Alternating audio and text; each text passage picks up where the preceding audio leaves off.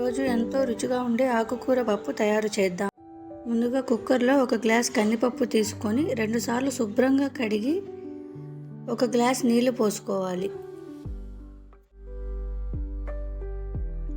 ఇందులో తరిగిన టమాటాలు, ఎర్రగడ్డలు, పచ్చిమిరపకాయలు వేసుకోవాలి. శుభ్రంగా కడిగి పెట్టుకున్న ఆకుకూరను కూడా వేసుకోవాలి. అందులోనే కొంచెం చింతపండు, ఉప్పు, పసుపు వేసుకోవాలి. కుక్కర్ మూత పెట్టి స్టవ్ మీద మీడియం ఫ్లేమ్లో 4 విజిల్స్ వచ్చేంత వరకు ఉడికించుకోవాలి.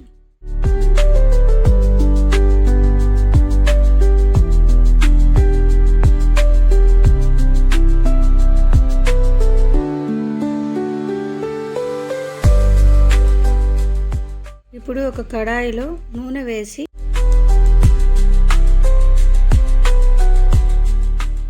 మెంతులు, శనగపప్పు, ఆవాలు, జీలకర్ర కూడా వేయాలి.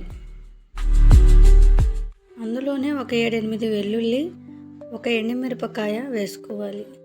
ఉంటే కరివేపాకు కూడా వేయచ్చు.